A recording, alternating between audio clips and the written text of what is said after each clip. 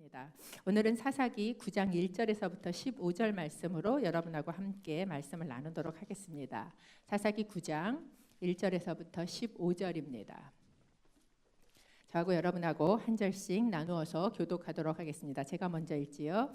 여룻바알의 아들 아비멜렉이 세겜에 가서 그의 어머니의 형제에게 이르러 그들과 그의 외조부의 집에 제가 개역으로 읽었군요. 다시 읽겠습니다. 여룻바알의 아들 아비멜렉이 세겜에 있는 그의 어머니의 친척들에게 가서 그들과 그의 외조부의 집안 모든 사람들에게 말했습니다. 여러분에게 어떤 것이 좋겠습니까? 여러분의 여룻바알의 아들 70명 모두가 여러분을 다스리는 게 좋겠습니까? 아니면 한 사람이 여러분을 다스리는 게 좋겠습니까? 내가 여러분의 피부치임을 기억하십시오. 그의 어머니의 친척들이 그를 대신해서 이 모든 말을 세겜 사람들에게 전하자 그들은 그가 우리 형제다라고 말했습니다. 그들의 마음은 아비멜렉을 따르는 쪽으로 기울어졌습니다. 은 70개를 그에게 주었고 아비멜렉은 그 돈으로 건달들을 고용해서 자기를 따르도록 했습니다. 그는 오브라에 있는 자기 아버지의 집으로 가서 자기 형제인 여룻바알의 아들 70명을 한 바위 위에서 죽였습니다. 그러나 여룻바알의 막내 아들 요담은 몸을 숨겨 그만 살아남았습니다.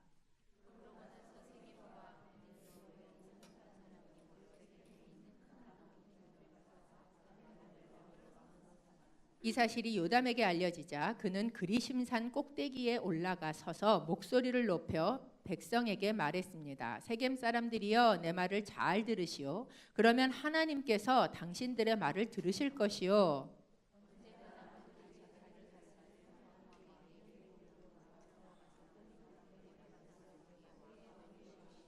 그러나 올리브 나무는 그들에게 대답했소. 내가 나무들 위에 군림하려고 하나님과 사람들을 영화롭게 하는 내 기름을 포기해야겠느냐?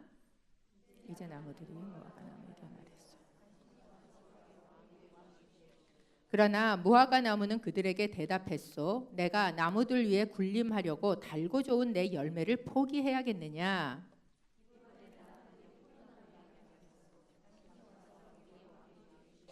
그러나 포도나무는 그들에게 대답했소. 내가 나무들 위에 군림하려고 하나님과 사람을 기쁘게 하는 새 포도주를 포기해야겠느냐?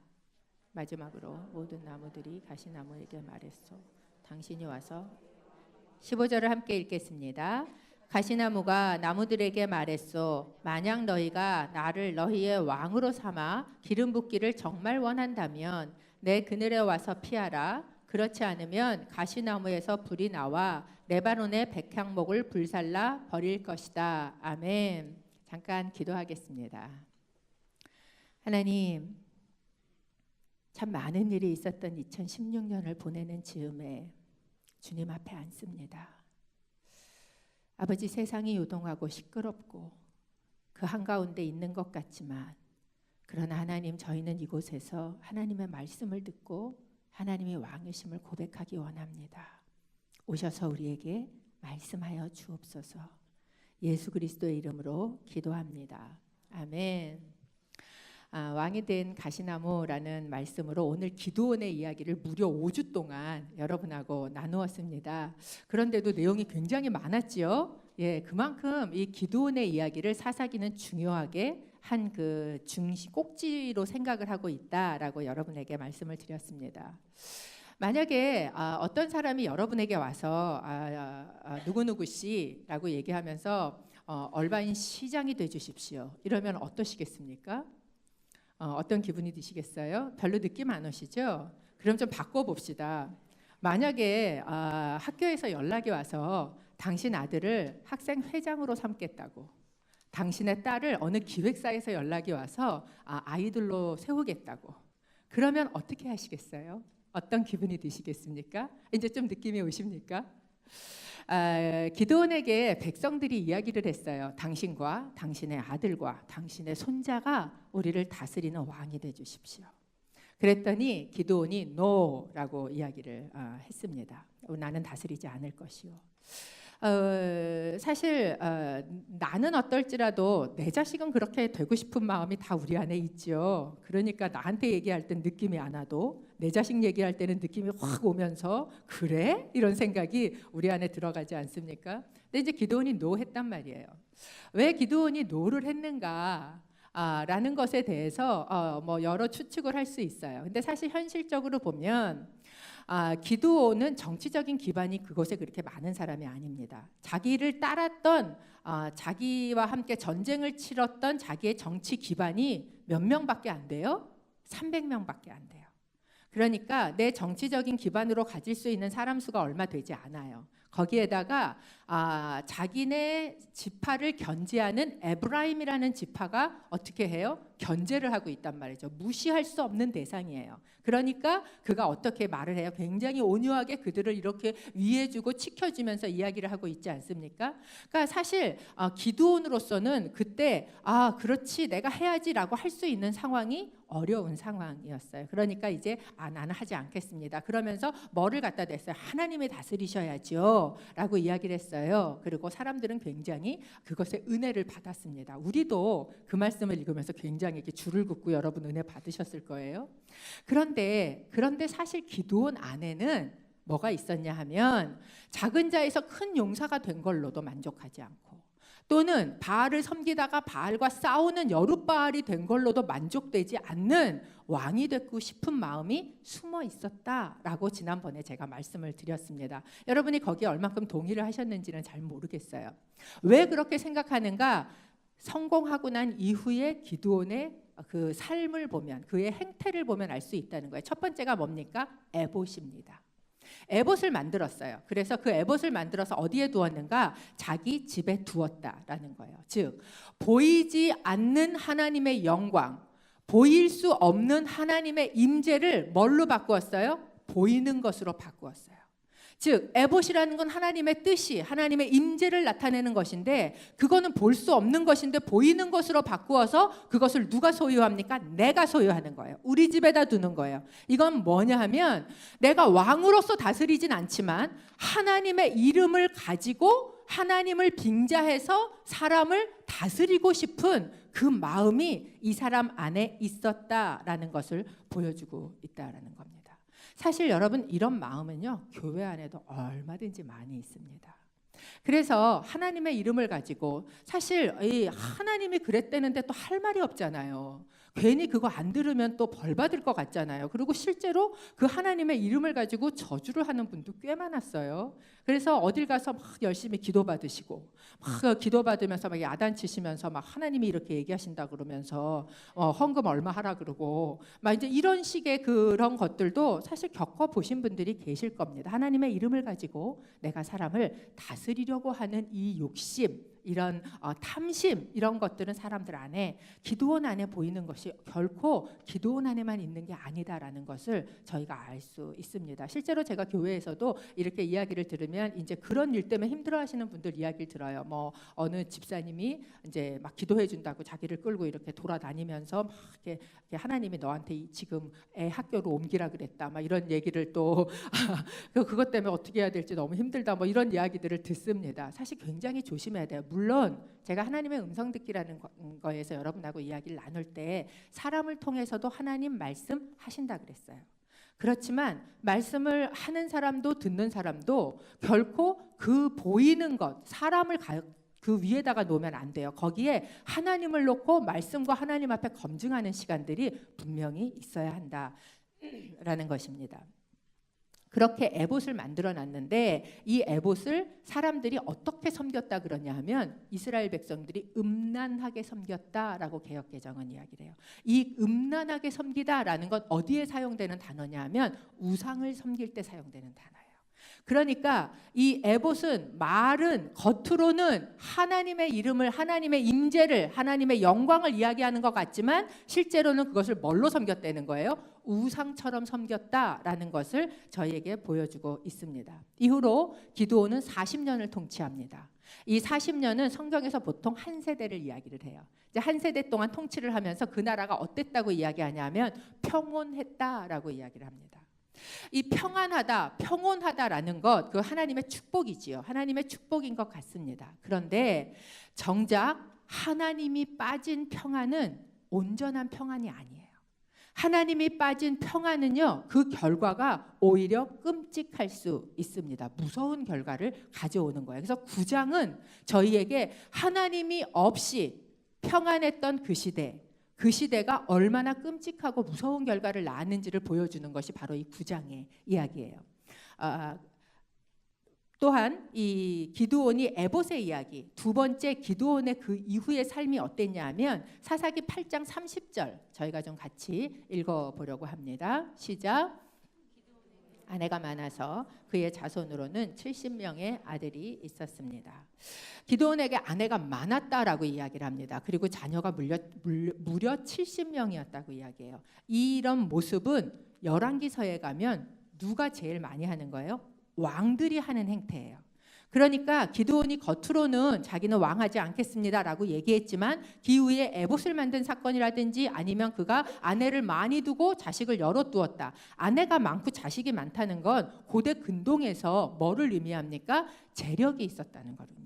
그리고 힘이 있었다는 것을 의미합니다. 왕과 같이 그런 힘을 가지고 있었던 것, 그렇게 하고 그것으로 끝나지 않아요. 기드온이 그 이후에 또 어떤 일을 하냐면 사사기 8장 31절입니다. 함께 읽지요. 시작. 세겜에 살던 첩도 그에게 아들을 하나 낳아주었습니다. 그는 그의 이름을 아비멜렉이라고 지었습니다.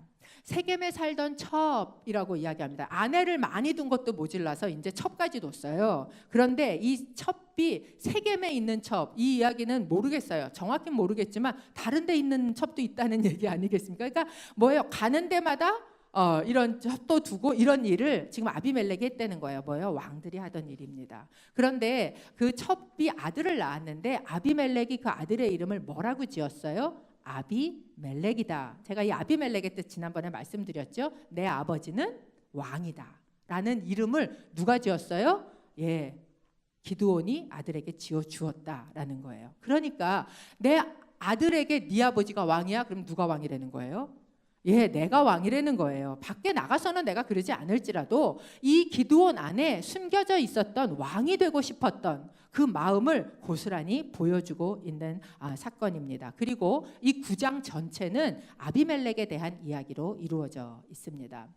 아비멜렉이 사사냐 아니냐라는 거에 대해서 학자들 간에 조금 이견이 있습니다. 그래서 아비멜렉까지 사사로 집어넣는 사람도 있고 그렇지 않은 사람들도 있어요. 근데 이제 사사는 보통 저희가 사사기에서 보면 대적이 있고 하나님께서 대적에게서 이스라엘을 구원하기 위해서 세운 사람 아닙니까? 근데 아비멜렉은 대적이 있는 것도 아니고 이스라엘 백성을 구원하기 위해서 세워진 자도 아니었습니다. 그래서 저는 사사에다 집어넣지를 않고 있습니다. 그럼에도 불구하고 이 9장에서 아비멜렉의 이야기를 무려 몇 절에서 몇 절이나 이야기하는 줄 아세요? 57절이나 이야기해요. 그렇게 길게 이 아비멜렉이라는 사람의 이야기를 왜 성경에서 기록하고 있냐는 거죠. 이것은 그만큼 이 이야기가 저희에게 보여주고자 하는 이야기가 중요하다는 것을 하고 있는 것입니다. 9장 1절에서 2절 아까 읽었지만 한번 다시 읽어보겠습니다. 시작. 여룻바알의 아들 아비멜렉이 세겜에 있는 그의 어머니의 친척들에게 가서 그들과 그의 외조부의 집안 모든 사람들에게 말했습니다. 세겜에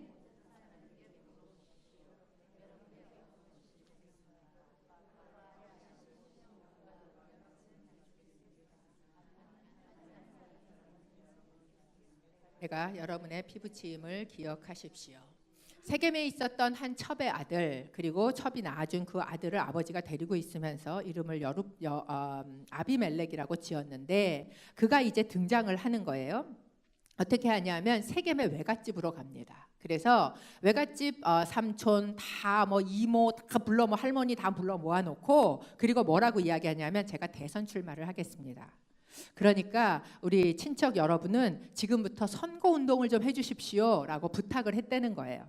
그리고 이제 공약을 거는데 이 공약이 뭐라고 이제 막 이제 전단지 뿌렸을 거예요. 전단지에 뭐라고 써 있냐면 70명 왕을 섬기겠느냐, 1명 왕을 섬기겠느냐. 뭐 이런 이제 전단지 구호를 만든 거예요. 즉 기드온의 아들이 70명이나 있는데 왕이 70명이나 되면 얼마나 힘들겠냐는 거예요. 70명의 왕이 너희를 다스린다고 생각해봐라. 얼마나 힘들겠냐. 한 명 섬기는 게 낫겠냐, 70명 섬기는 게 낫겠냐, 실리적으로 한번 따져봐라 라고 이제 이야기를 한 거예요. 그런데 이렇게 이야기를 하면서 정책만 내건 게 아니고, 사실 이제 이 대통령이 되거나 뭐 전 정치판은 잘 모르겠습니다만은 이 내걸 때 사실 정책만 가지고 이게 하는 게 아니잖아요. 여기에다가 뒤에다가 쓱 세겜 사람들한테 붙여 넣은 게 뭐예요? 나는 니네 형제잖아. 우리가 남이가, 우리가 형제지. 그러니까 이 지연 또는 학연, 뭐 혈연, 뭐 이제 이런 것 끈을 동원을 해서 그래서 이제 이 정치를 하겠다라고 나선 거예요. 사실 기드온 안에도 하고 싶은 마음이 있다 그랬지요. 그런데 기드온은 그렇게 말을 하지 못했어요. 그리고 아닌 척했어요. 아닌 척. 그런데 이 아들 시대가 되고 나니까 아들은요, 왕이 되고 싶은 걸 숨기지 않아요. 그리고 이제 왕이 되겠다는 걸 노골적으로 다 드러내고 하겠다고 이야기하고 있는 거예요. 여러분, 이 시대가 사실 저 세대만 해도, 뭐 우리 권사님들 세대야 말할 것도 없겠고 제 세대만 해도 그렇게 막 말 드러내고 하지 않고 이렇게 그래도 아닌 척, 뭐가 먹고 싶어도 먹을래? 그러면 아니 괜찮아요, 뭐 이렇게 하고, 교회에서 누구랑 연애를 해도 한번 이렇게 손 한번 이렇게 한번 스쳐보지, 뭐 그렇게 표시를 못 내고 아닌 척하고 뭐 듣기 싫은 소리를 해도 순종하는 척이라도 하고 왜 이러고 살았는데, 사실 요새 세대는 그렇지 않습니다. 요새 세대는요, 하는 척 안 해요. 아주 그냥 뭐 교회 안에서도 어떨 때 보면 뭐 쟤네 예배 시간에 왜 저러고 있지 막 그런 생각이 들 만큼 내가 좋아서 내가 한다는데 뭐 왜 어때서 막 이런 식의 그 태도가 그들 가운데 있어요. 그래서 보면 야, 진짜 세대가 다르다. 이게 당당한 건지 뻔뻔한 건지 하여간 이런 세대의 차이를 저희가 느끼지 않습니까? 이 기드온과 아비멜렉의 세대도 사실 똑같은 것 같아요. 기드온만 해도 하고 싶어도 아닌 척했어요. 하나님을 높이는 척하고 뭐가 옳은지 아니까 그렇게 하려고 했는데, 이 그 다음 세대에 가면 그게 틀렸다 할지라도 아니라 할지라도 하나님의 말씀에 위배가 된다 할지라도 왜 내가 하고 싶다는데 라고 말하는 시대가 되었다라는 거예요. 아마 이 아비멜렉이라는 사람이 서자임에도 불구하고 굉장히 조금 능력도 있고 뭐 굉장히 세련되게 옷도 잘 입었는지 모르겠어요. 외모도 괜찮고 굿루킹이었는지 모르겠습니다. 또 언변도 좋았을지 모르겠어요. 그러니까 이 사람이 가서 이제 그렇게 얘기를 하고 친척들이 다 거기에 동조해서 선거 운동을 시작합니다. 그러면서 세계 사람들의 마음이 그쪽으로 확 쏠리게 되었다라는 거예요. 9장 4절 저희가 좀 같이 읽어보겠습니다. 시작. 그들은 바알브리 신전에서 가져온 은 70개를 그에게 주었고 아비멜렉은 그 돈으로 건달들을 고용해서 자기를 따르도록 했습니다. 이 정치에는 또 언제나 정치 자금이 필요하지 않습니까? 이 세겜 사람들의 마음이 그를 향해서 다 돌아섰다. 이제 거기에 뭐가 결정됐어요? 이제 당이 하나 구성된 거죠. 막 모여서 이제 기호 몇 번 무슨 색 막 이러면서 아비멜렉 이러면서 맨날 모여서 구호 외치고 이러면서 이제 돈이 필요하니까 이 돈을 대는데 세겜 사람들이 어디에서 이 돈을 갖다 대냐 하면 바알 브릿의 신전과 결탁해서 그 신전에서 나온 은을 가지고 그리고 사람들을 사기 시작을 합니다. 그리고 사람을 사기 시작하면 뭐가 형성이 돼요? 여론이 형성이 돼요. 이 여론이라는 게 굉장히 무서워요. 매스미디어라는 게 굉장한 파워를 가지죠. 이게 한번 물결처럼 일기 시작을 하면 그러면 사람들이 다 거기에 그냥 쫓아서 흘러가게 되어 있는 거예요. 대세인가 보다. 야, 아비멜렉이 대세야. 뭐 이제 이러면서 이제 막 이 매스컴을 타기 시작을 하고 몰이가 일어나게 된 거지요. 그러면서 정치자금 은 70개를 받아서 아비멜렉이 뭐를 하냐면 그걸 가지고 정적을 제거합니다. 그래서 조폭을 사요. 그리고 그 다음에 이 조폭들로 하여금 자기의 정적이 되는 그러니까 자기는 서자인데 적자인 기드온의, 사람들이 왜 세우려고 그랬었으니까 기드온의 70명의 아들들을 오브라에서 다 한 바위 위에서 죽여버리는 일을 과감하게 저지릅니다. 그리고 거기에 막내 아들인 요담만 한 사람 살아남아서 간신히 도망을 쳤다라고 이야기를 해요. 그리고 9장 6절 사람들은 드디어 아비멜렉을 왕으로 삼습니다. 함께 읽어보지요. 시작. 그러고 나서 세겜과 벳밀로의 모든 사람들이 모여 세겜에 있는 큰 나무 기둥 옆에 가서 아비멜렉을 왕으로 삼았습니다. 사람들이 아비멜렉을 왕으로 삼는데 어디에서 왕으로 삼는가? 세겜으로 갔습니다. 그리고 이 세겜의 큰 나무 기둥 옆에서 그를 왕으로 삼았다라고 얘기해요. 이 당시에 나무 기둥이라고 얘기하는 거는 거의 100% 뭐를 얘기하냐면 아세라 목상을 이야기합니다. 그러니까 이 세겜이라는 곳에 바알브릿의 신전이 가장 큰 신전이 있었던 거예요. 정치 자금이 나온 거 보면 그러니까 가장 큰 신전이 있었을 뿐만 아니라 거기에 아세라 목상을 주유로 해서 아세라를 섬기는 일들도 진행되고 있었다라는 거예요. 여러분, 이것은 이스라엘 백성으로, 이걸 읽는 사람으로 하여금 굉장히 경악하고 놀라게 만드는 사건입니다. 왜냐하면 이곳이 세겜이기 때문에 그래요. 이 세겜이라는 곳이 어떤 곳이냐 하면 이 세겜은 이스라엘에게 정치적, 그러니까 영적인 유산이 있는 땅이에요. 이 세겜이라는 땅이 창세기 12장에 보면 아브라함이 하나님의 음성을 듣고 그의 음성에 믿음으로 반응해서 가나안 땅에 들어옵니다. 그리고 제일 처음 갔던 곳이 어디예요? 그곳이 바로 세겜이었어요. 그리고 그 세겜에서 가나안 땅에 첫 번 제단을 쌓았어요. 여호와의 이름을 불렀습니다. 그러니까 이 민족이 가장 먼저 이 땅에 들어와서 제단을 쌓은 여호와의 제단이 있는 곳이 바로 세겜이었어요. 뿐만 아니라 이스라엘 백성이 출애굽하고 다시 나왔을 때 누구의 뼈를 가지고 나왔어요? 이 요셉의 뼈를 가지고 나와서 그 뼈를 가지고 어디에다가 묻냐 하면 이 세겜에다가 갖다 묻습니다. 그러니까 이 세겜은 야곱이 하멜에게서 돈 주고 산 땅이요, 또 요셉의 뼈를 묻은 땅이요, 아브라함이 제단을 쌓은 땅인 정말 대대로 족장들이 가지는 영적 유산이 있어요. 뿐만 아니라 이 사사기 시대의 세겜이 가지는 영적 의미는 굉장히 중요한 무엇이 있냐면 여호수아 24장 25절을 저희가 함께 읽어보려고 합니다. 함께 읽어봅니다. 시작. 그날 여호수아는 백성을 위해 언약을 채우라고 거기 세겜에서 그들을 위해 율례와 법도를 세워 주었습니다. 제가 이제 오늘은 지도를 보지 않지만 세겜이 있으면 그 위로 에발산이 있고 그 밑으로 그리심산이 있습니다. 신명기에도 그렇고 그리고 여호수아서에도 그렇고 에발산에서 저주를 선포하는 민족의 반을 놓고 그 다음에 그리심산에서 축복을 선포하는 반 지파를 놓고 그 가운데 있는 세겜에서 뭐를 체결하냐 하면 언약을 체결합니다. 하나님하고 언약을 체결한 곳이 바로 이 세겜이에요. 이게 언제입니까? 사사기가 시작하기 직전이에요. 그러니까 그곳에서 불렀던 여호와의 이름은 뭐예요? 여호와 브릿. 브릿이 언약이란 뜻이거든요. 언약의 하나님을 거기서 불렀어요, 이 사람들이. 그런데 이 세겜 땅이 이제 얼마 지나지 않아서 여호와 브릿은 없어지고 거기에 뭐를 부르기 시작을 해요? 바알 브릿의 신전이 생겼다라는 것을 저희에게 보여주고 있는 것이에요. 여러분, 이 기드온 때에는 에봇을 우상처럼 섬겼어요. 겉으로는 에봇이었어요. 그런데 하나님의 것이었어요. 그런데 그 속엔 우상처럼 섬기는 숨겨져 있는 게 있었어요. 근데 그것이 아비멜렉 시대쯤 가니까 이제 어떻게 되고 있어요? 사람들이 대놓고 우상을 섬기는, 대놓고 왕을 세우는데 아세라 묵상에 가고 기름을 붓고 아세라의 이름으로 축복을 하고 바알의 이름으로 왕을 세우고 하는 일들이 지금 일어나고 있는 것을 저희에게 보여주고 있다는 겁니다. 9장 7절 저희가 함께 읽겠습니다. 시작. 이 사실이 요담에게 알려지자 그는 그리심산 꼭대기에 올라가 서서 목소리를 높여 백성에게 말했습니다. 세겜 사람들이여, 내 말을 잘 들으시오. 그러면 하나님께서 당신들의 말을 들으실 것이요. 이제 이 이야기를 듣고 혼자 살아남았던 기드온의 막내 아들 요담이 그리심산에 올라갑니다. 그리고 이야기를 하나 선포하는데 이게 저희가 오늘 읽은 본문이에요. 이제 요담의 우화라고 이야기하죠. 마치 이솝우화처럼 이제 우화를 하나 지어서 이야기를 하는 거예요. 그게 바로 왕이 된 가시나무 이야기입니다.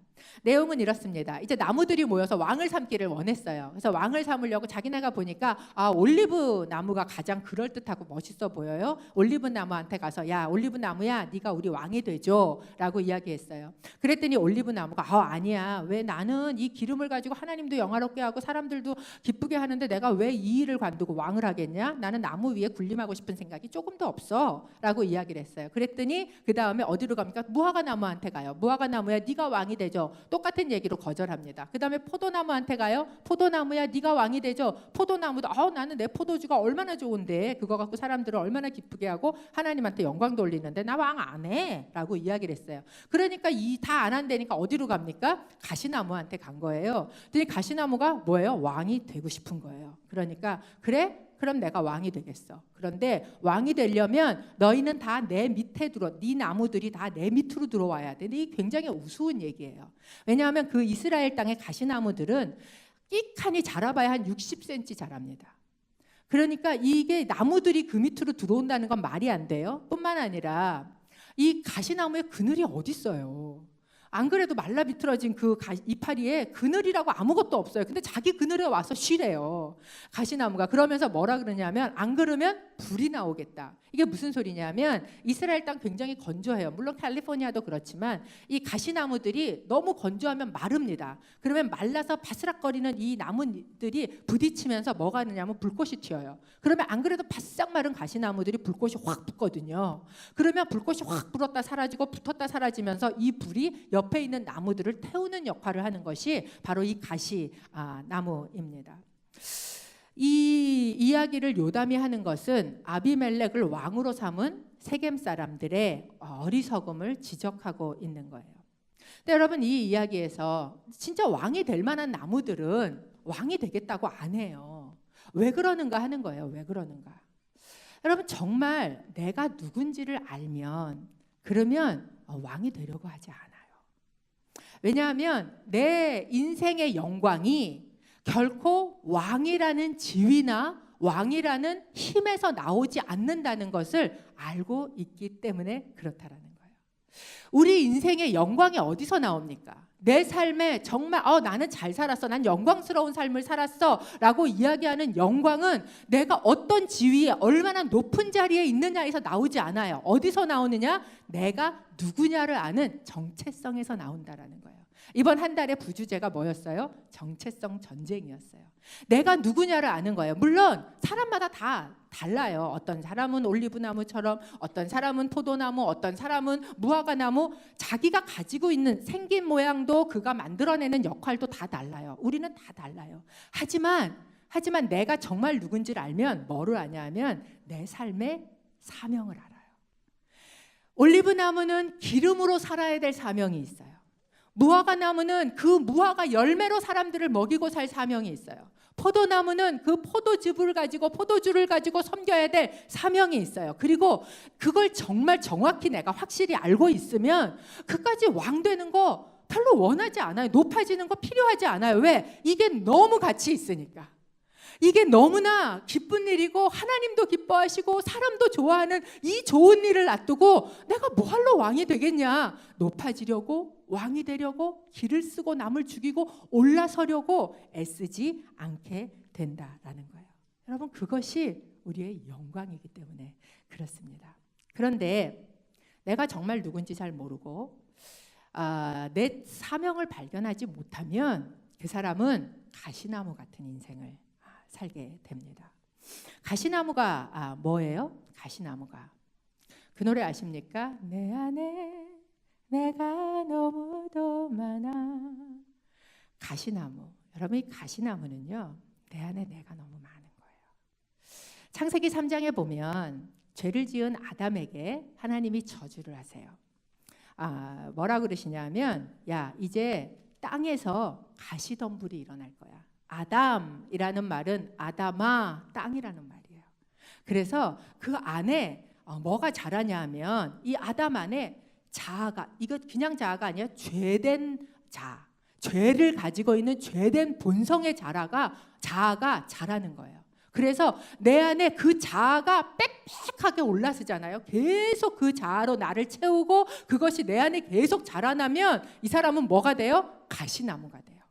그래서 이 자기의 왕이 되고 싶은, 자기가 높아지고 싶은 어떤 위치를 가지고 누군가에게 인정을 받으면서 호령하고 싶은 그런 자기 자아로 꽉 찬 가시나무가 돼서 그걸 가지고 사람들을 뭐 해야 되는 거예요? 찔러대는 거예요. 마구.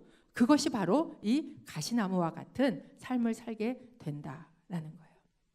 이런 이야기를 요담이 합니다. 그리고 이 요담의 저주대로 세겜 사람들과 아비멜렉의 이 밀월은 3년이 지나자 끝나버립니다. 그리고 거기에 이 세겜에 다른 매력적인 정치 지도자가 나타나요. 그게 누구냐면 이제 제가 뒤에는 다 너무 길어서 안 읽지만 에벳의 아들 가알이라는 사람이 세겜에 등장을 합니다. 이 에벳이라는 단어가 종이라는 뜻이기 때문에 아마도 좀 천민 출신이었던 것 같아요. 이게 제가 보면 사람들 중에 이렇게 굉장히 상처가 있는 사람인 경우에 훨씬 더 이렇게 뭐라 그럴까요? 덤덤하지 않아요. 그 사람이 훨씬 더 많은 것을 이렇게 뿜어내는 것을, 에너지를 뿜어내는 걸 보게 됩니다. 왜 그러는지는 잘 모르겠는데 그도 아마 천민 출신이었던 것 같아요. 그런데 굉장히 매력적인 사람이었어요. 그래서 사람들이 갑자기 가알이 나타나니까 세겜 사람들이 막 아비멜렉을 좋아하다가 마음이 휙 하고 또 어디로 옮겼어요? 다 가알한테로 옮겨간 거예요. 여러분, 사람의 인기라는 게 그래요. 그렇기 때문에 우리의 정체성을 사람의 인기에다 놓기 시작을 하면 그러면 우리가 너무 힘들어집니다. 굉장히 많은 연예인들이 거기에다가 자기 정체성을 놓기 때문에 굉장히 어려워지고 우울증이 오고 심지어 자살까지 가는 이유가, 이렇게 많은 것을 가진 사람이 왜 그러지? 바로 사람의 인기라는 거에다가 정체성을 놓기 때문에 그래. 언제든지 새로운 사람이 나타나면 휙 하고 다 옮겨가는 게 인기고, 그리고 사람들의 관심입니다. 그래서 이제 그 사람들이 다 글로 옮겨가게 된 것이지요. 그리고 그때 세겜에서 뭐가 있었냐면 포도를 추수하는 추수철이 됐어요. 그러니까 포도를 다 추수해서 발로 밟아서 포도즙을 만들고, 그리고 그 포도주를 꺼내서 마시면서 사람들이 어떻게 하냐면 잔치를 벌이게 됩니다. 여러분, 이 장면을 생각해 보면 기드온 때하고 얼마나 다른지를 보실 수 있을 거예요.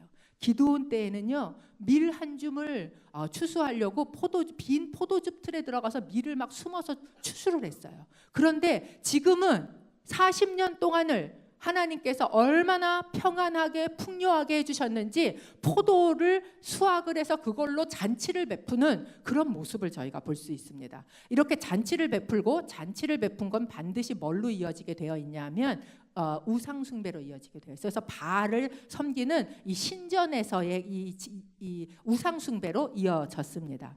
그러니까 이제 그것을 이어지면서 막 술이 거나하게 취하고 이제 막 이렇게 그려지지요. 막 술을 마시고 사람들이 잔치를 하고 풍악을 울리고 이런 가운데 이제 당시에 떠오르는 정치 지도자 가알이 술이 이만큼 취해서 뭐라고 이야기를 하냐면, 야, 뭐하러 아비멜렉을 섬기고 사냐? 아비멜렉이 무슨 어떤 정통성을 가지고 있길래 차라리 아비멜렉을 섬기느니 세겜의 조상이었던 하모를 섬기지? 막 이러면서 막 아비멜렉을 디스하기 시작을 하는 거예요. 안 그래도 이제 관계가 조금씩 멀어졌는데 그렇게 이야기를 하면서, 니네가 만약에 나를 밀어주면 내가 아비멜렉 없애줄 수 있어.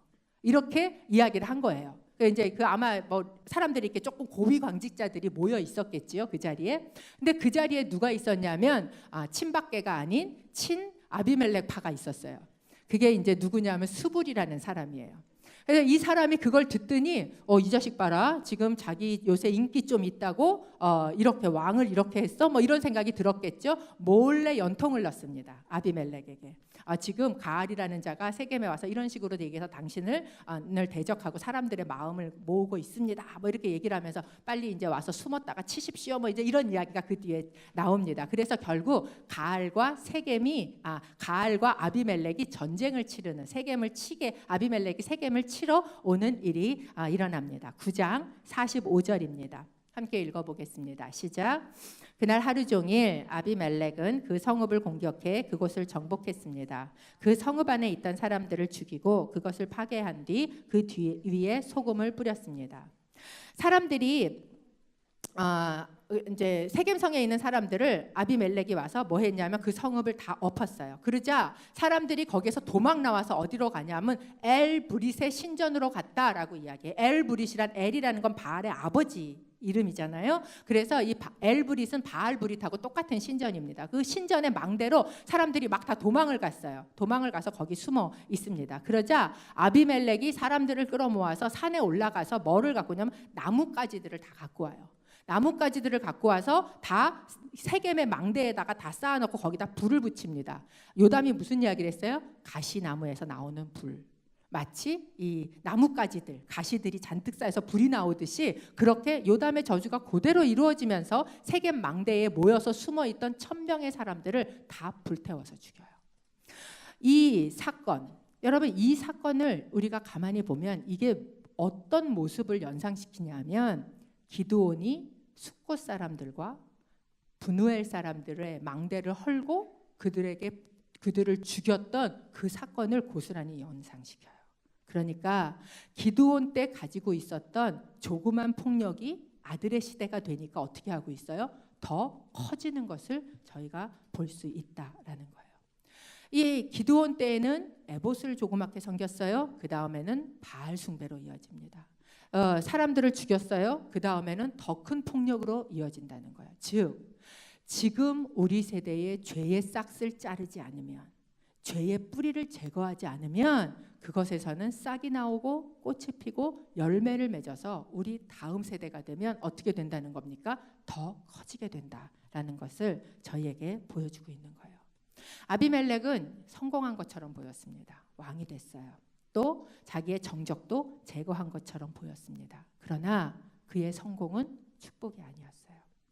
그는 세겜을 정복을 하고 나니까 이제 더 욕심이 생긴 거예요. 내가 세겜만 갖고는 안 되겠다. 그 위에 있는 다른 영토를 좀 확장해 봐야 되겠다라는 생각이 들었던 것 같아요. 그래서 어디까지 쳐들어가냐면 데베스까지 쳐들어갑니다. 제가 오늘 지도는 안 보지만 데베스라는 곳은 디르사 더 위에, 그러니까 위쪽으로 조금 올라가서 있는 곳이 아마 그쪽까지 이렇게 영토를 넓히기 원했던 것 같아요. 그곳까지 공격을 하러 올라갑니다. 그러니까 그 이야기를 듣고 큰 성이 아닌데 이 데베스 성 사람들이 다 어디로 올라가냐면 또 망대 꼭대기로 올라가요. 그런데 망대에 올라가 있는 사람들 한꺼번에 죽인 전쟁 경험이 있어요, 없어요? 있잖아요. 그러니까 아비멜렉 생각에는 니네가 다 거기 모이면 내가 한 번에 없앨 수 있지라고 생각을 했던 것 같아요. 그래서 동일한 방법을 사용하려고 합니다. 9장 52절 53절 저희가 좀 함께 읽어보겠습니다. 시작.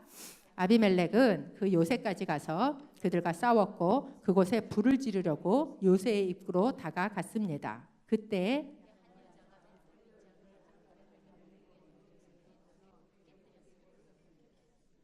아비멜렉은 성공했어요. 그리고 그 성공을 계속해서 확장시키기 원했습니다.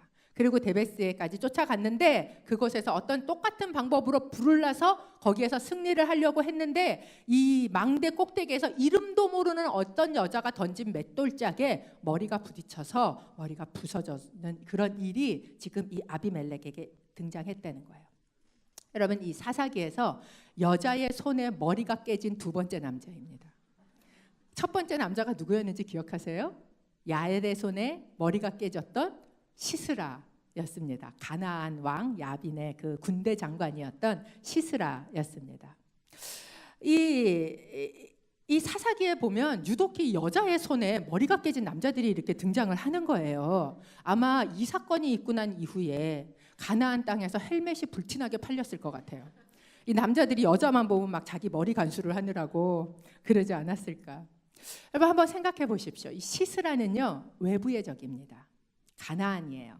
그렇죠? 이스라엘 백성을 탄압하고 있던 그런 외부의 적입니다. 그리고 아비멜렉은 외부 사람이 아니에요. 아비멜렉은 내부의 적이에요. 그런데 이 외부의 적도 그렇고 이 내부의 적도 그렇고 공교롭게 여자의 손에 머리가 박살나게 됐다라는 것이에요. 왜 이런 사건을 기록하고 있는가? 당시 이스라엘 백성들은 하나님이 없는 것처럼 살았어요. 기드온의 승리 이후로 하나님에 대한 이야기가 나오고 있지 않습니다. 그러나 여러분, 하나님이 안 보이신다고 해서, 하나님이 침묵하신다고 해서 하나님이 안 계신 건 아니에요. 이 사건에 대해서 이 성경 저자는 뭐라고 이야기하냐면 이 일은 하나님께서 개입하신 사건이었다라고 이야기를 해요. 9장 56절 57절을 저희가 좀 함께 읽어보겠습니다. 시작. 아비멜렉이 자기 형제 70명을 죽여 자기 아버지에게 저지른 악한 짓에 대해서 하나님께서는 벌을 주셨습니다. 하나님께서는 세겜 사람들의 모든 악한 짓에 대해서도 벌을 주셨습니다. 여룻바알의 아들 요담의 저주가 그들에게 일어난 것입니다. 끔찍한 사건이에요. 그런데 이 끔찍한 사건이 성경에서는 뭐라고 이야기하냐면 하나님의 개입이다라고 이야기하고 있는 겁니다. 여러분, 우리의 역사는 하나님께서 주관하고 계셔요. 하나님이 보이지 않는 것처럼 우리가 산다 할지라도 하나님께서 역사 가운데 일하고 계시고 하나님께서 주관하고 계시다라는 것을 성경은 저희에게 보여주고 있다라는 거예요. 하나님께서 개입하셨던 그 사건이 바로 십자가의 사건입니다. 창세기 3장 15절에 보면 뱀에게 하나님께서 저주하시죠. 뭐라고 저주를 하시냐면 이렇게 저주를 하십니다. 창세기 3장 15절, 내가 너와 여자 사이에 내 자손과 여자의 자손 사이에 증오심을 두리니 여자의 자손이 내 머리를 상하게 하고 너는 그의 발 뒤꿈치를 상하게 할 것이다. 즉 사단의 머리를 박살내는데 누구로 인해서 박살을 낸다는 얘기예요? 여자의 후손, 즉 여자에 의해서 사단의 머리가 박살나게 될 것이다 라는 것이 하나님께서 하셨던 것이에요. 그리고 이 사건을 이루신 데가 어딘가? 십자가라는 거예요. 그래서 이 십자가는요, 사단의 머리를 박살낸 사건입니다. 그리고 그 사단은 우리를 대적하고 있던 마치 시스라처럼 외부의 적이에요. 그래서 그 사단의 머리를 박살냈어요. 그러면 끝인가? 아니라는 거예요. 여러분, 이 외부의 적, 우리의 외부에 우리를 공격하는 사단의 머리를 박살낼 뿐만 아니라 이 여자의 후손이 박살내야 된 또 하나가 있는데 그게 뭐냐 하면 우리 안에 있는 내부의 적이에요. 이 내부의 적이 누구예요? 우리 안에 있는 죄된 본성이다라는 거예요. 죄된 자아라는 것을 저희에게 보여주고 있는 겁니다. 그래서 십자가라는 것은 우리가 사단을 대적하는 그 한 번으로 끝나는 게 십자가가 아니에요. 십자가는요, 우리가 예수를 믿을 때 이미 2000년 전에 사단의 머리를 박살내신 사건일 뿐만 아니라 오늘도 우리의 삶 가운데 우리 안에 가시나무처럼 끊임없이 또 솟아나는 죄된 본성, 죄된 자아를 어떻게 하는 거예요? 그 머리를 박살내게, 자아의 머리를 박살내게 하는 데에서도 십자가는 반드시 통과해야 되는 사건이다. 하나님께서 개입하신 사건이다라는 것을 보여주고 있는 것입니다. 그렇다면 여러분, 어떻게 우리 안에 이 가시나무처럼 가득한 죄된 자아를 박살낼 수 있냐는 거예요. 어떻게 그 아비멜렉의 머리를 박살내듯이 이 십자가를 통해서 우리의 안에 자라나고 있는 빽빽하게 내 안에 내가 너무나 많이 들어서 가시나무처럼 다 찔러대고 있는 이 자아를 죽일 수 있는가 하는 겁니다. 여러분, 이것은 진짜 왕을 인정할 때 일어나요. 내가 왕이 되는 것을 포기할 때 일어난다는 거예요. 내가 왕이 되고 싶은 마음, 그것을 하나님의 십자가 앞에 못을 박을 때 그때 우리 안에 있는 이 가시나무와 같은 죄된 본성이 죽어나가게 된다라는 겁니다. 사사기의 전체 주제를 한마디로 하면 그때의 왕이 없음으로 라고 이야기를 하고 있어요. 여러분, 이 호랑이가 왕 노릇하다가 호랑이가 없어지면 왕이 없어요? 누가 왕 노릇합니까? 토끼가 왕 노릇합니다. 그러니까 이때에 왕이 없었다라는 얘기는 진짜 왕이 없이 살았다는 게 아니라 왕이 없으니까 그 다음에는 누가 왕 노릇하고 살아요? 자기 소견이 왕 노릇하고 살아요. 자기가 왕 노릇하는 거예요. 그게 바로 이 사사기의 시대였다라는 겁니다. 그래서 자기 자아가 왕 노릇하는 시대. 여러분, 그렇게 자기 자아가 다 있는 대로 가시나무처럼 자라나 있는 이 시대에 마치 아비멜렉을 여자의 그 손으로 머리를 박살낸 것처럼 오늘도 그 십자가에서 우리 안에 있는 자아를 박살내기시기를 원하신다라는 겁니다. 그렇기 때문에 여러분, 왕 되는 거 포기하세요. 여러분이 왕 되는 것을 포기한다는 건 어떤 의미입니까? 여러분, 자녀에게 자꾸 왕 되라고 윽박지르지 마세요. 자녀에게 자꾸 세상에서 더 높아져야 돼, 더 높아져야 돼, 더 지위를 가져야 돼, 더 뭔가 스펙을 가져야 돼, 이것을 가지고 끊임없이 그것을 끌고 가는 일을 내려놓으셔야 한다라는 겁니다. 요담의 저주가 그리심산에서 선포됐어요. 그죠? 제가 아까 이야기한 것처럼 그리심산은 원래 뭘 선포하던 산이에요? 축복을 선포하던 산입니다. 그런데 이 축복을 선포하는 산에서 요담의 저주가 선포되었다라는 거예요. 여러분, 이 기드온이 승리했습니다. 그 기드온의 승리가 정말 하나님의 축복이었는가 라는 생각이 들어요. 그 축복을 받으면요, 축복은요 잘 간수해야 돼요. 그러므로 선자는 넘어질까 조심해야 하는 거예요. 지난번 새벽 특세를 하는데 이재호 목사님께서 이런 이야기를 하시더라고요. 우리가 가난은 이겼는데 풍요를 이기지 못했다고. 그 말씀이 제 안에 와서 확 박히는 것 같았어요. 이 기드온 시대가 풍요를 주셨어요. 하나님 평안도 주셨고 그에게 말도 안 되는 승리를 하게 하셨어요. 마치 한국 땅에 말도 안 되는 기적과 같은 풍요를 주신 것처럼 여러분은 어떠신지 모르겠어요. 저도 가끔 생각해보면 어쩌다가 내가 이곳에 와서 있게 됐지. 엊그제 제 남편이 이제 28년 전에 처음 만났던 학교 그 졸업생, 처음 그 정신여고에 가서 가르쳤던 학생이 여기를 놀러 왔어요. 그래갖고 이제 그 학생을 만나서 점심을 먹고 들어와서 어제 저녁에 저한테 뭐라고 이야기하냐면, 야, 그 걔가 아틀란타 사는데 남편이 코카콜라에 근무를 해서 온 미국 지역에 저녁에 안 다닌 데가 없이 다 다녀봤다고 이야기를 하는데, 미국 전역에서 얼바인이 제일 살기 좋은 곳이라고 그렇게 이야기를 한대요. 그러면서 선생님은요 어떻게 복을 받았길래 아무것도 모르고 먼저 여기부터 와서 사셨어요? 이렇게 이야기를 했다고 이제 그 이야기를 와서 저한테 나누는 거예요. 그리고 생각하니까 정말 그래요. 어떻게 정말 무슨 은혜로, 무슨 복으로 이렇게 좋은 곳에 이렇게 풍요하게 이곳에 우리가 와 있게 되었는가. 그런데 여러분, 가난은요, 고난은요, 오히려 우리로 하여금 하나님 앞에 부르짖게 하는 원동력이 돼요. 그렇기 때문에 오히려 외부의 적은, 외부의 고난은 그렇게 두려운 게 아니에요. 그런데 우리 안에 아무 문제가 없이, 만약에 하나님이 없이 평안이 40년이 지속이 된다면, 만약에 우리 안에 이 바알을 그냥 섬기면서 우리 자식들에게까지 그게 계속해서 이어지고 있다면, 그리고 내가 하나님 앞에 왕이 되려고 하던 그 욕심을 나는 못됐지만 너라도 돼야지 라는 것으로 계속해서 밀어가고 있는 이 모습이 우리 자녀들에게 계속해서 이어지고 있다면, 여러분, 그 성공은, 그 평안은, 그것은 결코 축복이 아니라는 거예요. 여러분, 우리는 그것을 이겨야 합니다. 어떻게 그걸 이길 수 있습니까? 아비멜렉의 머리를 여자의 후손이 박살을 내는 거예요. 마치 그것이 그 십자가의 사건으로 우리의 자아의 머리를 죽이는 것. 하나님이 진짜 왕입니다.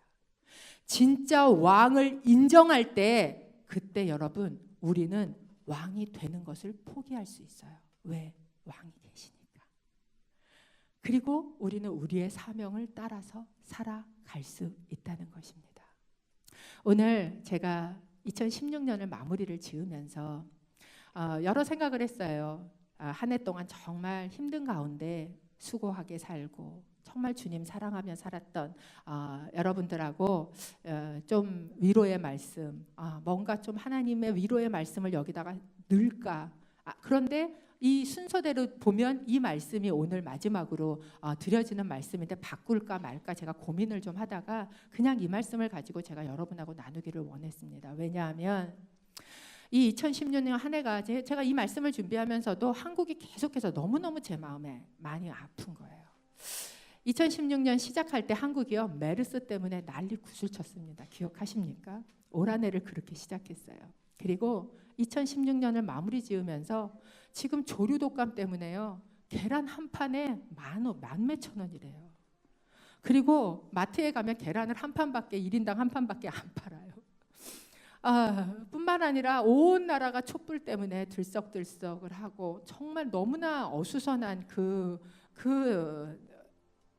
땅을 생각을 하면서, 그러면서 이 상황 가운데 하나님이 왕이 되신다는 걸 고백하는 것은 무엇인가? 하나님이 왕이 되신다는 걸 인정하는 것은 무엇인가? 뿐만 아니라 우리가 이 땅 가운데 이 풍요한 삶 속에 살아가면서 우리의 삶에 하나님이 왕이 되심을 인정한다는 것은 무엇인가? 한 해를 여러분 한번 이렇게 생각해 보십시오. 어떤 분은 힘든 시간들도 있으셨을 거예요. 어떤 분은 참 하나님 은혜로 평화롭게 평온하게 지나왔네 라고 생각하시는 분들도 계실 겁니다. 이 한 해를 마무리 짓고 이제 2017년을 시작을 하면서 제가 주님에게 새해 선물을 하나 드리고 싶었어요. 그게 뭐냐 하면 하나님 왕이십니다라는 인정을 해드리고 싶었습니다. 여러분도 하시고 싶으시지요? 그래서 오늘 제가 이 왕이신 나의 하나님을 저희가 함께 정말 주님 앞에 내 마음으로 뿐만 아니라 내 입술로 뿐만 아니라 내 몸으로 주님 앞에 올려드리는 시간을 가지기를 원했습니다. 이 시간에 저희가 좀